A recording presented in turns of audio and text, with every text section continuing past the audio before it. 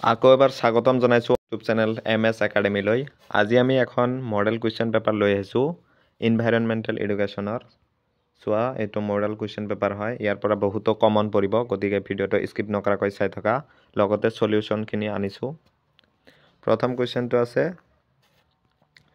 কোন তাৰিখত বিশ্ব পৰিৱেশ দিৱস উদযাপন কৰা হয়? উত্তৰ হ'ব 5 জুন। নেক্সট আছে, খাদ্যজাল কি? ইয়াৰ উত্তৰ হ'ব যিকোনো পৰিস্থিতিতন্ত্ৰত কোনো জীৱই আহাৰ গ্ৰহণ কৰা আৰু অইন জীৱৰ দ্বাৰা ভক্ষণপ্ৰাপ্ত হোৱা অনুক্ৰমিক শৃংখলকে খাদ্য শৃংখল বুলি কোৱা হয়। নেক্সট প্ৰশ্ন আছে, ASDM এৰ সম্পূৰ্ণ ৰূপটো কি? ইয়াৰ উত্তৰ হ'ব Assam state disaster management agency. Next আছে, পৰিৱেশৰ সংজ্ঞা দিয়া। ইয়াৰ উত্তৰটো হ'ব আমাৰ চাৰিওফালে থকা জৈৱ আৰু অজৈৱ সকলো উপাদানক লৈয়ে পৰিৱেশ গঠিত। জৈৱ উপাদানবোৰ হ'ল উদ্ভিদ, প্ৰাণী আৰু অজৈৱ উপাদানবোৰ হ'ল বায়ু, পানী, মাটি। নেক্সট প্ৰশ্ন আছে, জেব্ৰা ক্ৰচিং কি?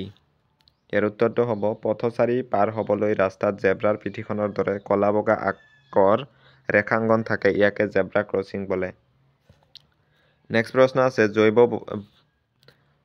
জৈৱ বৈচিত্ৰ্যৰ সংজ্ঞা দিয়া। ইয়াৰ উত্তৰ হ'ব জৈৱিক বৈচিত্ৰ্যৰ ধাৰণাক সাধাৰণতে চমুকৈ জৈৱ বৈচিত্ৰ্য বুলি কোৱা হয়।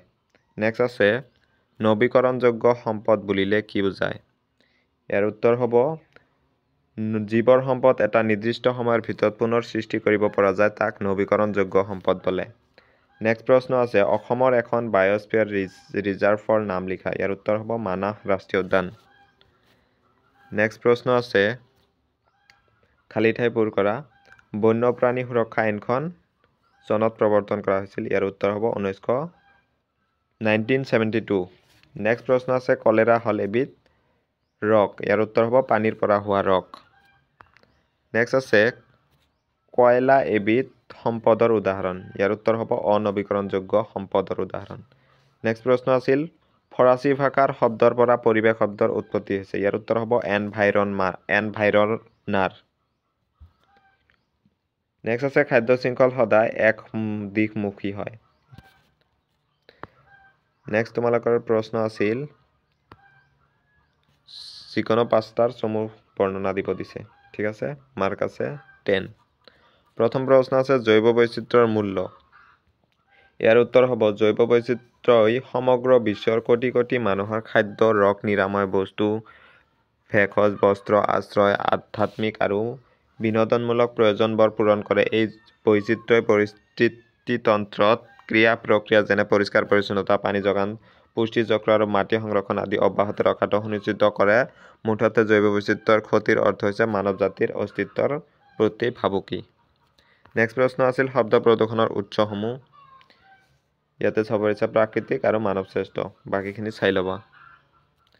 নেক্সট আছে, গোলকীয় উষ্ণায়ন, এইটো চাবা। নেক্সট প্ৰশ্ন আছিল, পৰিস্থিতিতন্ত্ৰ,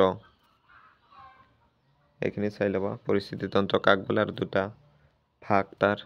নেক্সট আছে, মানৱ শ্ৰেষ্ঠ দুৰ্যোগ কাক বোলে, এইটো চাই ল'বা মানৱ শ্ৰেষ্ঠ দুৰ্যোগৰ বিষয়ে লিখি। নেক্সট আছে, অম্ল বৰষুণ অৰ্থাৎ এচিড ৰেইন, এচিড বৰষুণ কাক বোলে, এইটো চাই ল'বা। নেক্সট আছিল, বৃহৎ উপভোক্তা। নেক্সট আছে, পথ সুৰক্ষা। পথ সুৰক্ষা কাক বোলে, এইটো চাবা। পথ সুৰক্ষা বুলিলে বাট পথত গাড়ী চলাওঁতে, গাড়ীত যাত্ৰী হিচাপে উঠি যাওঁতে, চাইকেল চলাওঁতে, খোজ কাঢ়োতে, ৰাস্তা পাৰ হওঁতে। চাই ল'বা আৰু বাকীখিনি। নেক্সট প্ৰশ্ন আছিল, সংজ্ঞা আৰু পাৰ্থক্য লিখা, যিকোনো 4টা। জৈৱ বিয়োজনীয় আৰু জৈৱ অবিয়োজনীয় বৰ্জিত পদাৰ্থ। নেক্সট আছিল, মুখ্য প্ৰদূষক আৰু গৌণ প্ৰদূষক, উৎপাদক আৰু উপভোক্তা। নেক্সট আছে, আন্তঃগাঁথনিমূলক কাৰক আৰু যান্ত্ৰিক কাৰক। নেক্সট আছিল, প্ৰাকৃতিক পৰিস্থিতিতন্ত্ৰ আৰু কৃত্ৰিম পৰিস্থিতিতন্ত্ৰ। নেক্সট আছিল, স্বভোজী আৰু পৰভোজী। নেক্সট আছে, ভূমণ্ডল জলমণ্ডল, পাৰ্থক্য লিখিব দিছে আৰু ডেফিনেশ্যন। ঠিক আছে। নেক্সট আছিল, প্ৰদূষক আৰু প্ৰদূষণ।